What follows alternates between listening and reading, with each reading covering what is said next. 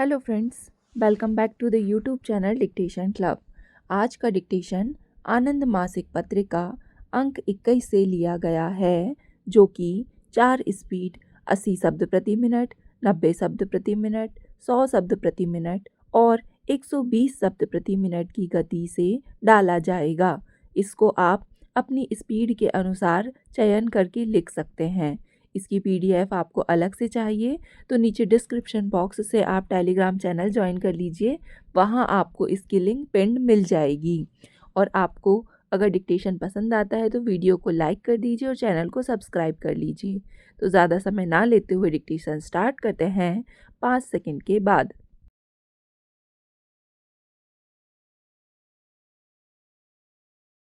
आदरणीय सभापति, कृषि और सिंचाई के पानी दोनों की मांगों पर बहस चल रही है। ये दोनों बातें इतना अधिक महत्व रखती हैं कि इनका संबंध देश की अर्थव्यवस्था से है, देश की समृद्धि से है।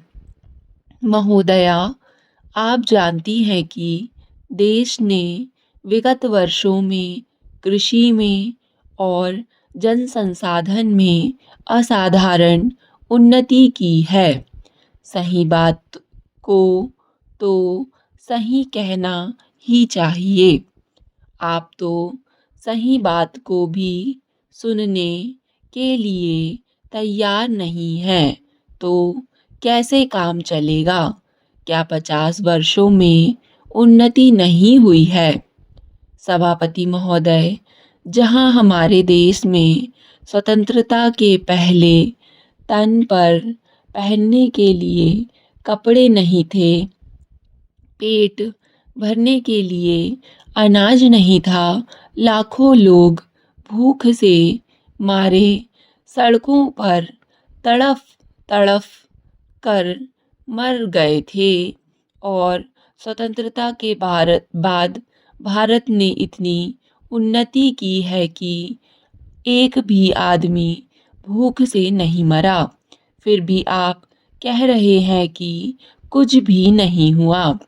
आप अच्छी तरह से जानते हैं कि प्रथम प्रधानमंत्री पंडित जवाहरलाल नेहरू जी ने ज्यों ही प्रधानमंत्री का पद संभाला, सबसे पहले उन्होंने इस बात को अनुभव किया कि देश को जब तक हम अनाज के मामले में अपने पैरों पर खड़ा नहीं कर लेंगे, तब तक हम दूसरे देशों के सामने अपना सिर ऊंचा करके नहीं चल सकेंगे। इस बात को लेकर उन्होंने इस देश में अनेक पानी के बांधों का निर्माण करवाया, ताकि किसान के खेत को पूरा पानी दिया जाए। बड़े बड़े बिजली के तापघर और दूसरे तापघर लगे। पनबिजली परियोजनाएं इस देश में शुरू हुई, ताकि किसान के खेत को पानी और बिजली दी जाए।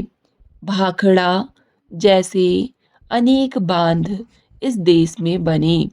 यदि ऐसे अनेक बांध इस देश में नहीं बनते, बड़े बड़े बिजली के तापघर नहीं लगते, खाद के कारखाने, ट्रैक्टर के कारखाने नहीं लगते, बड़ी बड़ी पनबिजली परियोजनाएं नहीं बनती, तो क्या यह देश इतना आगे बढ़ सकता था?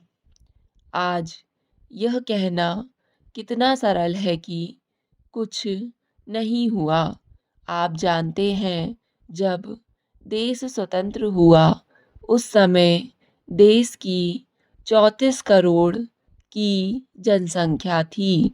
34 करोड़ की जनसंख्या के लिए हमारे पास पेट भरने के लिए अनाज नहीं था, और हमारे देश के बहादुर नेताओं को अमेरिका जैसे देश के सामने जाकर अनाज मांगना पड़े कि देश के लोगों का पेट भरना है, उनकी गर्दन कट तो सकती थी, लेकिन सिर झुक नहीं सकता था।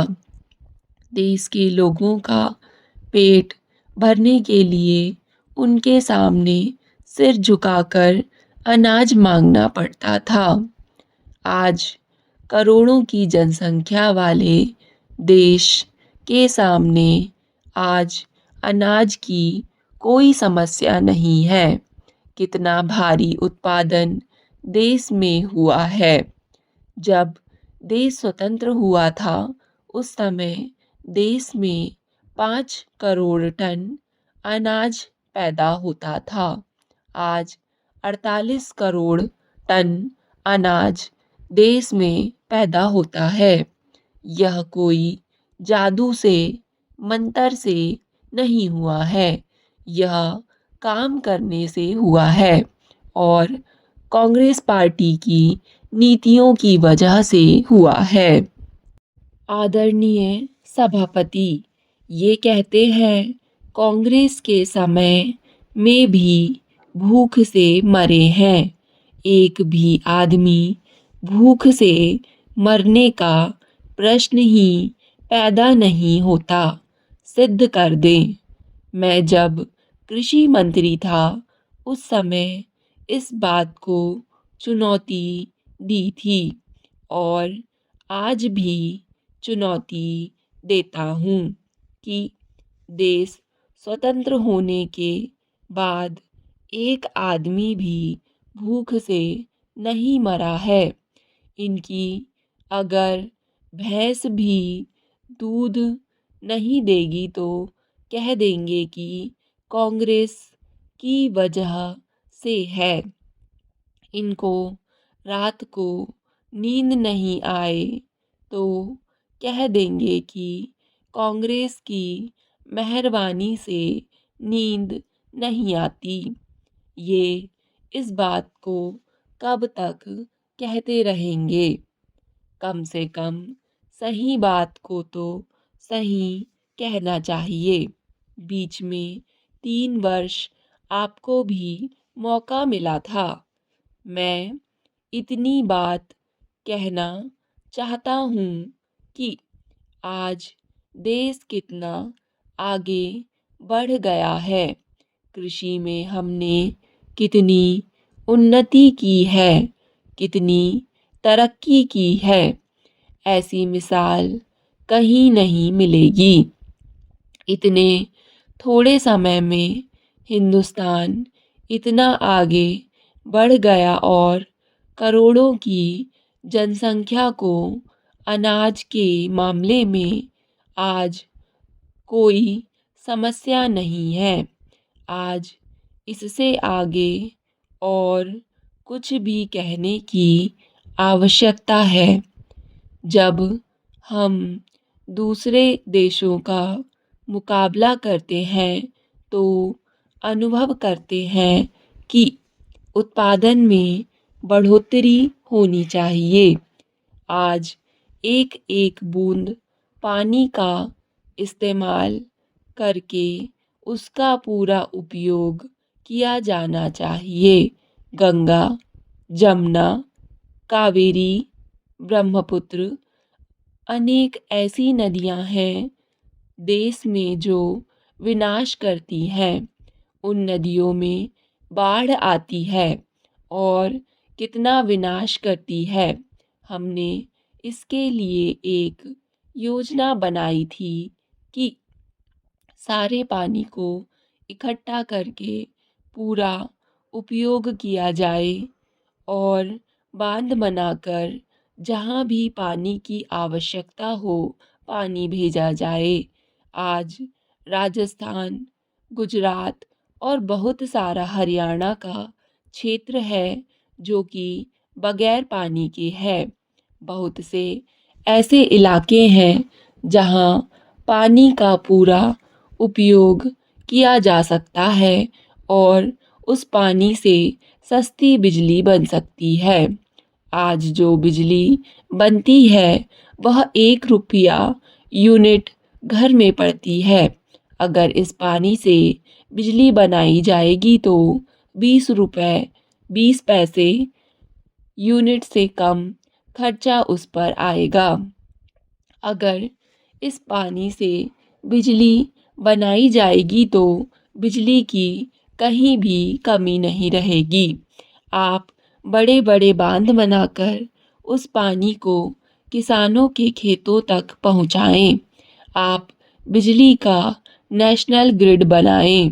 पहले राजीव गांधी जी की सरकार ने इससे संबंधित कई योजनाएं बनाई थी और कहा था कि सारे देश के पानी का नेशनल ग्रिड बनाया जाए और सारी बिजली का नेशनल ग्रिड बनाया जाए ताकि सारे देश में उस बिजली का सही उपयोग हो सके, उद्योग लग सकें और जहां बिजली की आवश्यकता हो वहां उसको भेजा जा सके। आज यह सरकार कहती है कि हमने 50% पैसा इस बजट का गांवों में खर्च करना है। मुझे दुख के साथ कहना पड़ रहा है कि कृषि मंत्री आज यहाँ उपस्थित नहीं है। अगर वह यहाँ होते तो मैं उनसे बात करता। डिक्टेशन पसंद आए तो वीडियो को लाइक तथा चैनल को सब्सक्राइब ज़रूर करें। धन्यवाद।